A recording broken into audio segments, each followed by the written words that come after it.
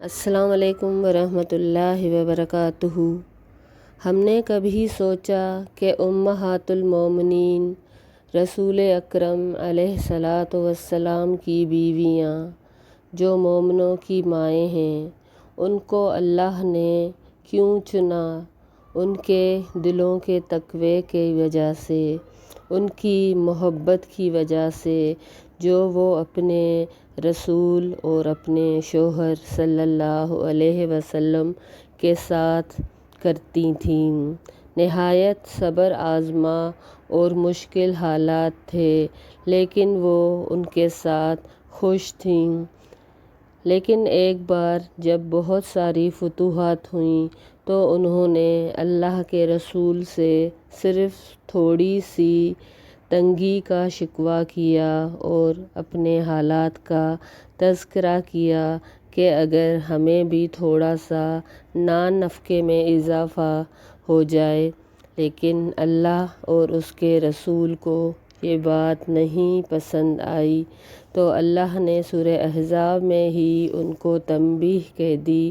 فرمایا، یا ایھا النبی قل لازواجک ان کنتن تردن الحیاۃ الدنیا وزینتہا فتعالین امتعکن واسرحکن سراحا جمیلا۔ اللہ نے فرمایا کہ اے رسول صلی اللہ علیہ وسلم، اپنی بیویوں سے کہہ دو، اگر تم دنیا کی زینت اور دنیا کی محبت میں مبتلا ہو گئی ہو تو آ جاؤ، میں تمہیں بہت سا مال دیتا ہوں اور تمہیں بہت اچھے طریقے سے رخصت کرتا ہوں۔ تو یہ بات ازواج مطہرات اور ان پاک بیویوں کو بہت ناگوار اور بہت شاق گزری، کیونکہ وہ رسول اللہ صلی اللہ علیہ وسلم سے جدائی کسی بھی طرح منظور نہیں کر سکتی تھیں۔ ایک حدیث میں آتا ہے کہ جب یہ آیت آئی تو اللہ تعالیٰ نے نبی کو کہا کہ اپنی بیویوں سے پوچھ لو۔ اللہ کے رسول صلی اللہ علیہ وسلم نے حضرت عائشہ سے کہا کہ بھلے تم اپنے ماں باپ سے پوچھ لو، تم مجھے اختیار کرو یا دنیا کی زینت کو اختیار کرو۔ تو اس نے کہا، حضرت عائشہ نے کہا کہ میں خوب جانتی ہوں میرے ماں باپ مجھے آپ صلی اللہ علیہ وسلم سے جدا ہونے کی کبھی بھی رائے نہیں دیں گے۔ میں نے آپ کو اور آخرت کو چنا۔ بہت ہی باوفا بیویاں تھیں ہماری مائیں، مومنوں کی مائیں۔ انہوں نے بھی اس زندگی کو بہت خوشی سے، بہت محبت سے اختیار کیا، کیونکہ اللہ کے نبی صلی اللہ علیہ وسلم نے اس زندگی کو اپنے اختیار سے، اپنی مرضی سے چنا تھا۔ کبھی آپ نے سوچا کہ کیا مشکل تھا اللہ کے لیے؟ کیا یہ کوئی مشکل کام تھا کہ اللہ تعالیٰ نبی کو اس صحرا میں مبعوث نہ فرماتے، کسی بہت ہی سویلائزڈ ملک میں جہاں پر آسائشیں ہوتی، جہاں پر ہر چیز ہوتی، وہاں پر مبعوث فرماتے؟ ان کے ایک اشارے پہ ہر چیز ان کے سامنے حاضر ہو جایا کرتی۔ کیا اللہ کے لیے یہ مشکل تھا کہ دن اور رات میں آسمان سے ان کے لیے مختلف طرح کے لذیذ اور اشتہا انگیز کھانے آسمانوں سے نازل ہوتے؟ اللہ کے لیے یہ کوئی بھی مشکل کام نہیں تھا، بلکہ اللہ کے رسول علیہ الصلاۃ والسلام نے یہ زندگی اپنے اختیار سے چنی۔ فرماتے تھے، اللہم احیینی مسکینا وامتنی مسکینا واحشرنی فی زمرۃ المساکین یوم القیامہ، کہ اے اللہ مجھے مسکینوں میں زندہ رکھ، مجھے مسکینوں میں موت عطا فرما، اور جب قیامت کے دن مجھے اٹھا تو ان مساکین میں اٹھا۔ تو حضرت عائشہ ان سے پوچھتی کہ اے اللہ کے رسول، آپ ایسا کیوں کہتے ہیں؟ تو اللہ کے رسول علیہ الصلاۃ والسلام فرماتے ہیں کیونکہ وہ 500 سال پہلے امیر لوگوں سے پہلے جنت میں جائیں گے۔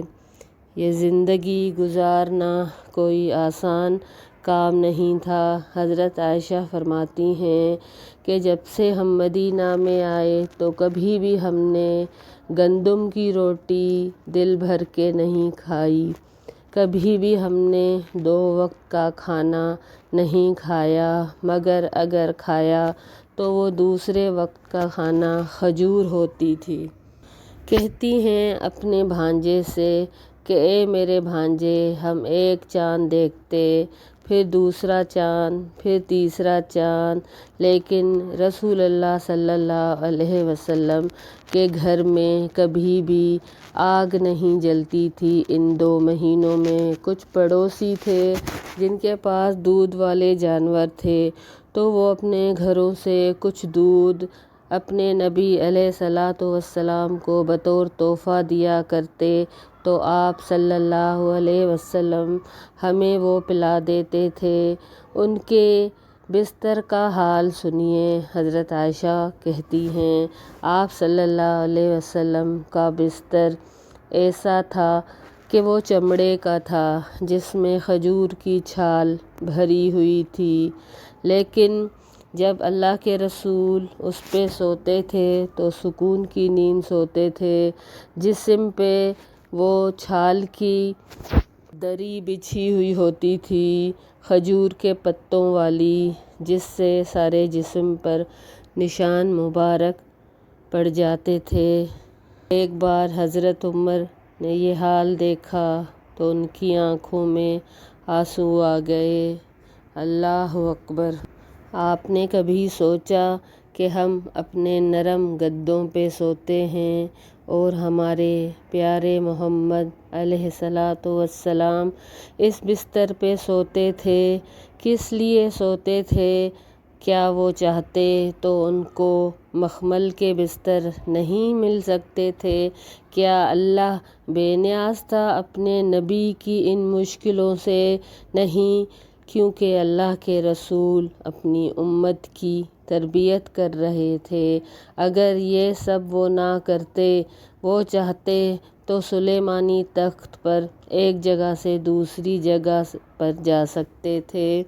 ان کے ایک اشاروں پہ پہاڑوں کے فرشتے ان کی خدمت میں حاضر ہو جاتے تھے، لیکن انہوں نے یہ زندگی قبول فرمائی تو ان کی بیویوں کو اللہ نے اسی لیے چنا، ان کی ہر مشکل میں ساتھ دیا، ان سے محبت کی، وفا کا حق نبھایا، تو اللہ نے پھر ان کو یہ خوشخبری دی کہ تم اس دنیا میں بھی ان کی بیویاں ہو اور آخرت میں بھی ان کی بیویاں رہو گی، یعنی جنت میں بھی یہ ان کی بیویاں رہیں گی۔ یہ ہماری مائیں، ان کو اللہ نے سورہ احزاب میں ہی خوشخبری دے دی۔ وَإِن كُنتُنَّ تُرِدْنَ اللَّهَ وَرَسُولَهُ وَالدَّارَ الْآخِرَةَ فَإِنَّ اللَّهَ أَعَدَّ لِلْمُحْسِنَاتِ مِنكُنَّ أَجْرًا عَظِيمًا، کہ اگر تم اللہ اور اس کے رسول علیہ الصلاۃ والسلام کو چاہتی ہو، ان کا ساتھ چاہیے، تو پھر آخرت کا گھر تمہارے لیے ہے، اور اللہ کا یہ وعدہ ہے کہ تمہیں اللہ تعالیٰ بہت بڑا اجر دے گا، کیونکہ تم نے میرے پیارے نبی کا ساتھ دیا، اس کی تنگی، اس کی ترشی، اس کے حالات میں ہر طرح سے خوشی سے نہ صرف ان کا ساتھ نبھایا، ان سے محبت کی اور وفا کا حق نبھایا۔ آج ہم عورتوں کو دیکھتے ہیں، نبی کریم صلی اللہ علیہ وسلم نے اسی لیے فرمایا تھا کہ اے عورتوں کی جماعت، میں تمہیں جہنم میں بہت زیادہ دیکھ رہا ہوں۔ عورتوں نے کہا کہ ایسا کیوں ہے؟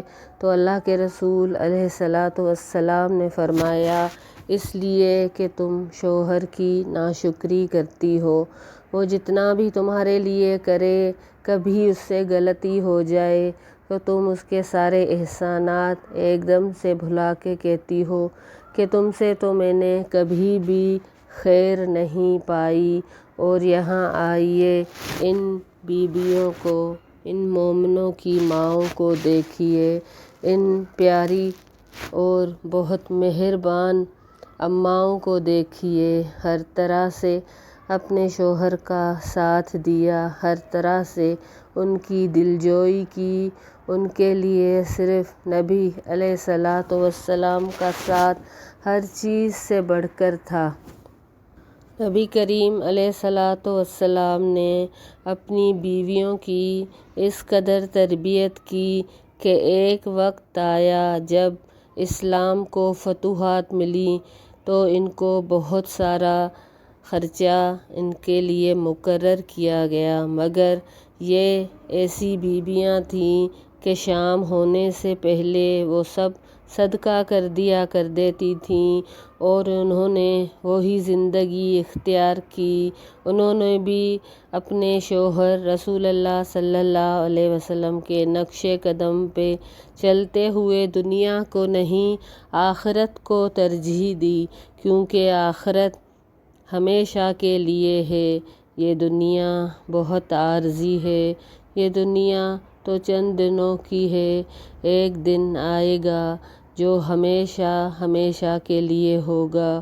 تو ہم سب کو بھی اللہ تعالیٰ توفیق دے کہ ہم اس دن کی تیاری کریں، اس دنیا کو ترجیح نہیں دیں، ان کے نقش قدم پہ چلتے ہوئے اپنی آخرت کی تیاری کریں۔ پھر ایک بات اور بھی آتی ہے سورہ احزاب میں ہی کہ اللہ نے ان ماؤں کو، ان ازواج مطہرات کو، ان کے تقوی کو اس قدر پسند کیا کہ اللہ نے ان کو خوشخبری دے دی۔ اللہ نے اپنے رسول صلی اللہ علیہ وسلم کو ان کے بعد مزید نکاح سے منع فرمایا اور کہا کہ اب تمہیں بھلے کوئی عورت پسند بھی آ جائے تو تم ان سے نکاح نہیں کرو گے۔ یہ اس لیے تھا کہ اللہ نے ان پاک ماؤں کے دلوں کو بھی خوب پرکھ لیا تھا، ان کے تقوی کو بھی اللہ نے قبولیت کا شرف عطا کر دیا، قبولیت کا شرف دیا، اور ان کی پاکیزگی اور ان کی تقوی اور ان کی وفا کی تعریف کی۔ آپ سب سے گزارش کی جاتی ہے چینل کو لائک کریں، سبسکرائب کریں اور شیئر کریں۔ السلام علیکم ورحمۃ اللہ وبرکاتہ۔